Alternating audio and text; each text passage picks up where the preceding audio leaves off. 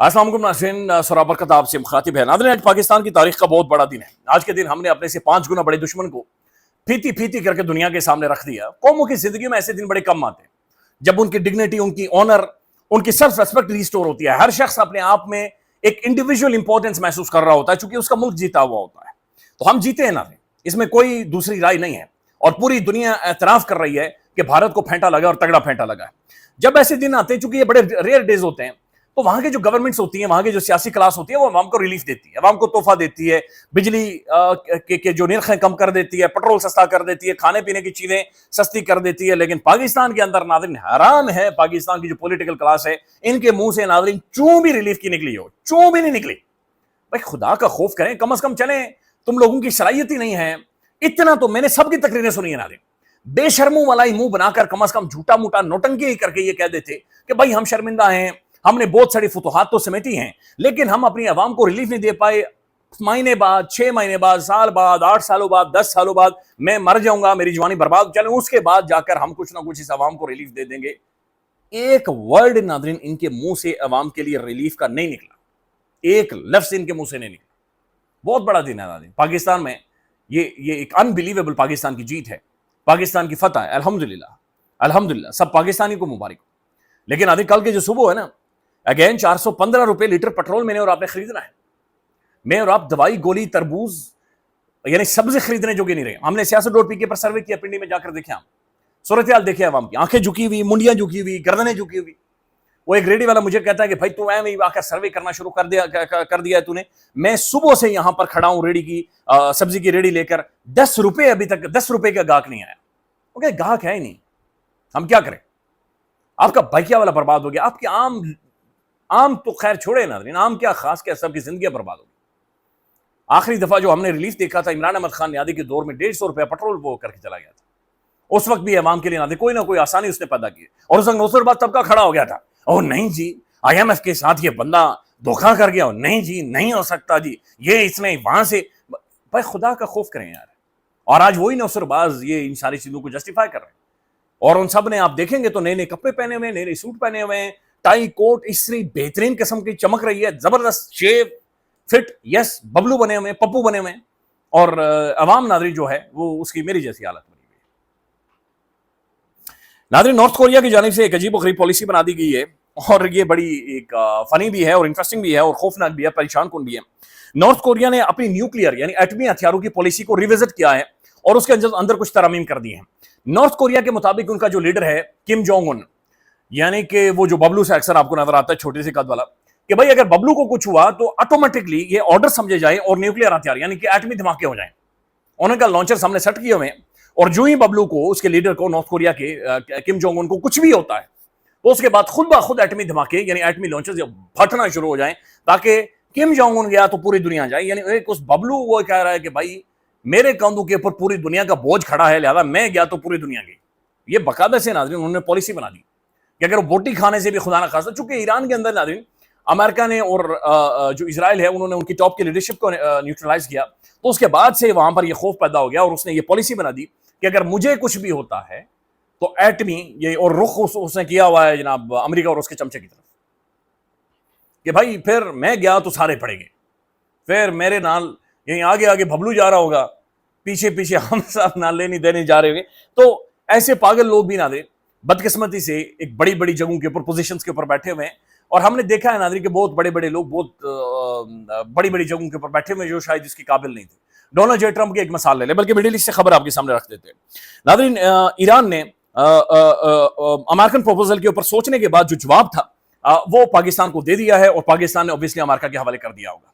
اب ایران کی جانب سے ناظرین جواب آ چکا ہے۔ انٹرسٹنگ بات یہ کہ الجزیرہ یہ رپورٹ کر رہا ہے کہ اس جواب میں ایران نے پہلا پوائنٹ یہ لکھا ہوا ہے کہ بھائی نہ صرف جنگ بند ہوگی بلکہ ہمیں گارنٹی دی جائے گی کہ دوبارہ سے جنگ ایران کے اوپر نہیں تھوپی جائے گی، یعنی کوئی نہ کوئی گارنٹر چاہیے، اور ہمیں ریٹن اگریمنٹ چاہیے۔ اس کے اوپر اقوام متحدہ آئے گا، یونائٹڈ نیشن سیکورٹی کاؤنسل کے ممبرز آئیں گے، ہمیں اقوام متحدہ کی شورٹی چاہیے کہ بھائی یہ ڈونلڈ جے ٹرمپ یا کوئی بھی ملک ایران کے اوپر یا پھر ایران کی پراکسیز کے اوپر اٹیک یا حملہ نہیں کرے گا مڈل ایسٹ میں یا کہیں پر بھی۔ دوسرا نقطہ ان کا یہ ہے کہ امریکہ اور دنیا ہماری آبنا ہرمز کے اوپر جو ہماری نئی پالیسی ہے یا جو لاز ہم نے بنا دیے ہیں, لیجسلیشن کر دیے, انہیں تسلیم کرے. یعنی کہ اسٹیٹ آف ہرمز کے بارے میں ایران از ویری کلیئر کہ بھائی نیوکلیئر کے اوپر شاید بات ہو جائے, یورینیم کے اوپر شاید بات چیت ہو جائے, لیکن جو آبنا ہرمز ہے, اسٹیٹ آف ہرمز ہے, اس کے اوپر ایران کی سوورینٹی, ایران کا کنٹرول اور ایران کی اتھارٹی کو تسلیم کرنا پڑے گا. تو ایران گراؤنڈ ہولڈ کر رہا ہے ناظرین, اپنی اس پوزیشن کے اوپر کھڑا ہے. It's been 76 days, 10 ہفتوں سے ناظرین وہ ملک پریکٹیکلی ریزسٹ کر رہا ہے, اور وہ ابھی بھی گراؤنڈ ہولڈ کر رہا ہے. اور گراؤنڈ ہولڈ کرتے ہوئے یہ کہہ رہا ہے اوپر والی, یعنی اوپر سے آ کر تگڑا ہو کر وہ کہہ رہا ہے کہ بھائی ٹھیک ہے, اگر مذاکرات ہونے, جنگ بندی ہونی ہے, تو پھر یہ 2-3 چیزیں یہ طے ہونی چاہیے. اور وہ کہہ رہے کہ تیسرے سٹیپ میں جا کر نیوکلیئر کے اوپر بات چیت ہوگی, ایٹمی ہتھیاروں کے اوپر بات. تو ٹرمپ جو سمجھ رہا تھا ناظرین کہ یہ مکھن میں سے بال نکالنا ہے, یہ وہ صورتحال نہیں ہے. یہ ٹف نیگوشیٹرز ہیں, یہ پڑھے لکھے لوگ ہیں, یہ کوالیفائڈ لوگ ہیں, ان کے پیچھے ایک لیگیسی ہے سیولائزیشن کی, ان کے پیچھے ایک تاریخ ہے, ان کی ایک ہسٹری ہے. لہذا امریکہ کو جس کچی سے انہوں نے پکڑا ہوا ہے, یہ مروڑ ہی رہے, نادی چھوڑ نہیں رہے. یہ ٹرمپ کے لیے آسانیاں نہیں پیدا کر رہے. اب جو جواب انہوں میں دیکھ رہا تھا, نصرت جاوید صاحب کا ٹویٹ آیا کہ امریکن خوش نہیں. کیسے خوش ہوں گے, کیسے خوش ہوں گے ناظرین؟ جو اپنا ہرمز جو نالا بند ہے, دیکھیں اس سے پہلے جب آپریشن ایپک فیوری انہوں نے کیا تھا, تو اس وقت امریکن B-2 بمبر آیا, بم مارے, دھم دھم کی آوازیں آئی, سوراخ ہو گئے.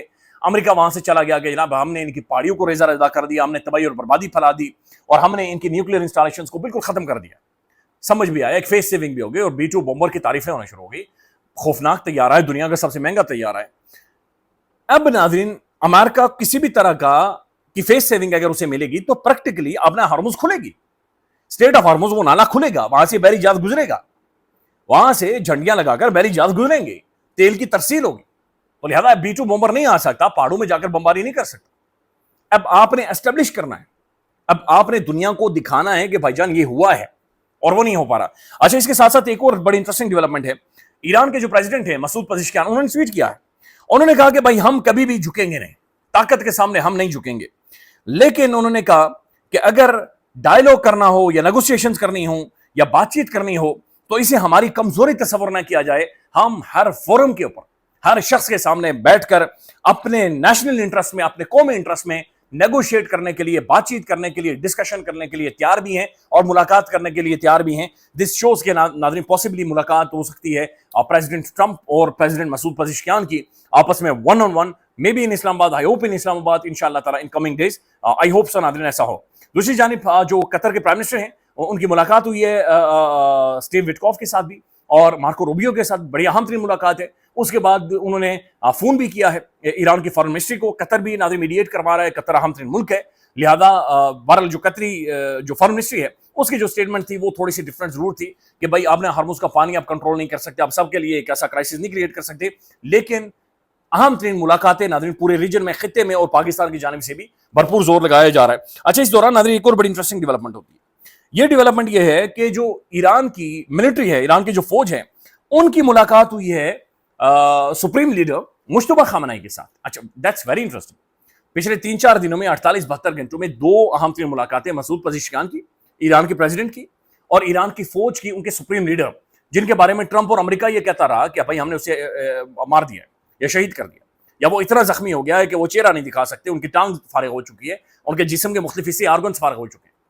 اب ناظرین 48-72 گھنٹوں کے اندر وہ کہہ رہے ہیں ملاقاتیں ہوئی ہیں, ان کی فوج کی بھی ملاقات ہوئی ہے اور ان کے پریزیڈنٹ کی بھی ملاقات ہوئی.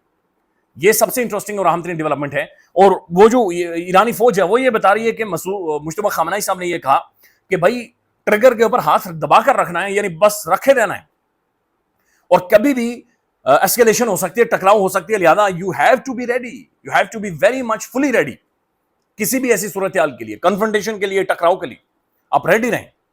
تو ایران کی ملٹری کو ناظرین ابھی تک بتا رہا ہے کہ بھائی اسٹے اسٹرانگ, کھڑے رہنا ہے, امریکنز کے اوپر ٹرسٹ نہیں کرنا, یقین نہیں کرنا, کچھ بھی ہو سکتا. ساتھ ساتھ ناظرین ایک اور خبر ہے, چند دن پہلے ایک ویڈیو وائرل ہوئی, ہم نے بھی اس کے اوپر ویڈیو کی تھی, اور وہ ویڈیو تھی مولانا طارق جمیل صاحب کی. اور مولانا صاحب ناظرین ایک بچے کے ساتھ ویڈیو ہے جس میں بچہ سلام کرنا چاہ رہا ہے, طارق جمیل صاحب نے اس کے ساتھ سلام نہیں کیا اور آگے چل گئے. اب طارق جمیل صاحب نے کے بیٹے نے ناظرین اس کے اوپر باقاعدہ سے ایک ویڈیو جاری کی ہے, اور انہوں نے یہ کہا کہ بھائی تھوڑا سا درد پیدا کریں, تھوڑا سا احساس پیدا کریں. طارق جمیل صاحب جہاں پر بھی جاتے ہیں ہزاروں لوگ, ان کی ایک خواہش ہوتی ہے کہ مولانا صاحب کے ساتھ سلام کریں, اور مولانا صاحب سب کے ساتھ کرتے بھی ہیں. تو ایک بندے کی نیچر بھی ہے, بعض اوقات آپ کو اکتاہٹ ہو جاتی ہے, بعض اوقات آپ ایک ایسے سوچ میں سے گزر رہے ہوتے ہیں کہ آپ کا دھیان نہیں رہتا. پھر انہوں نے کہا کہ وہ رمضان کا وقت تھا, اور مولانا طارق جمیل صاحب کسی ایونٹ سے بھی آ رہے تھے تو انہوں نے کہا کہ بھائی ایسا نہیں ہے.